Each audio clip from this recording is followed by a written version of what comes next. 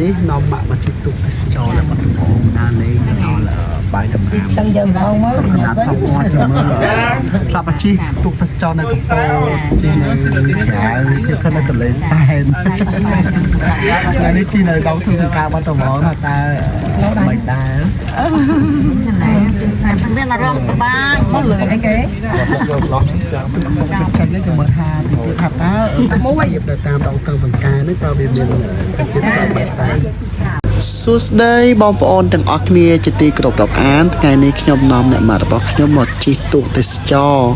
លំហែតាមមាត់ស្ទឹងសង្ការខេត្តបាត់ដំបងថ្ងៃនេះគឺអ្នកម៉ាក់គឺមានអារម្មណ៍សប្បាយមែនទែនពីព្រោះថាទស្សនវិជ្ជាបែបនេះគឺគាត់ខានឃើញទេសភាពតាមដងស្ទឹងសង្ការនេះគឺជាង40ឆ្នាំមកហើយតាំងពីគាត់នៅក្មេងៗគឺគេមានទូកដល់រត់តាមហ្នឹងណាប៉ុន្តែក្រោយមកទៀតគឺអត់មានទេទុំតែឆ្នាំ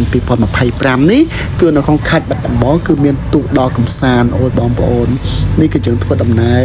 ពីតាមដល់កំពង់ដល់ទូកមកម្ដងនេះគឺឃើញវាមានឯករាជ្យនិយាយរួមគឺឃើញទេសភាពក្រុងបាត់ដំបងទាំងអស់គឺតាមដងស្ទឹងសង្ការហ្នឹងឯណាអូយបងអើយស្អាតតែម្ដងហើយអ្វីដែលខ្ញុំមើលនឹងតាក់ទងចំពោះទេសភាពមួយចំនួនហ្នឹងគឺ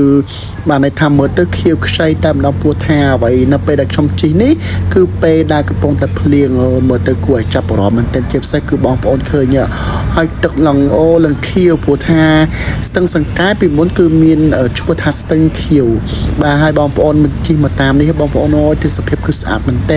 គឺផ្លាយផ្នែកហើយគឺតម្លៃតែ20000រៀលទេណាបងប្អូនណាប៉ុន្តែសម្រាប់សារទឹកគឺបងប្អូនតែកក់មុនបើមិនអញ្ចឹងទេពេញដូចខ្ញុំអញ្ចឹងខ្ញុំទៅដល់អស់កៅអីប៉ុន្តែចៃដន្យមាន2អ្នកគេមិនមកដូច្នោះខ្ញុំនៅតែមានឱកាសក្នុងការជិះទូកកំសាន្តទេសចរជាមួយម៉ាក់ដដែលហើយបងប្អូនហើយមើលស្ពានវត្តគោមើលអីអូនិយាយពីទេសភាពនិរមគួរឲ្យផ្លាយហើយស្អាតតែម្ដងទៅដល់នេះគឺស្ពានរថភ្លើងនៅក្បែរផ្ទះខ្ញុំណាហ្នឹងហើយម្ដងនេះបងប្អូនអើយគុណស្អាតទេសភាពគឺស្អាតខ្លាំងតែម្ដងឯណាបងប្អូនមកលេងបាត់ដំបងមកកុំភ្លេចតើតូនចំពោះការបបពិសោធន៍ជិះទូកលេងទៅតាមដងស្ទឹងសង្ការទីជិះទូកទេសចរបងប្អូនណាគឺអូយបងប្អូនពិតជាមិនខកបំណងតែព្រោះថាទេសភាពគឺប្លែកមែនទែនហើយចំណាយតែ$5ទេគឺស្មើ20000រៀលបងប្អូនអាចជិះទូកទេសចរនេះបានរហូតទៅដល់ជាង2ម៉ោងគឺយើងចាប់ផ្ដើមជិះពីមុខអនុវិទ្យាល័យសោហឺរហូតដល់ចិត្តបាយដំណាំខេត្តបាត់ដំបងគឺស្រុកបាណន់បងប្អូនណាគឺសប្បាយមែនទែនគឺប្លែកមែនទែនហើយជាពិសេសគឺយើងមកលក្ខណៈគ្រួសារមួយក៏មកជាមួយនឹងមិត្តភ័ក្តិអីជាមួយនឹងហានីផងយើងអីចឹងទៅហើយជាពិសេសគឺមនុស្សជនស្រឡាញ់ដូចអ្នកម៉ាក់យើងជាដើម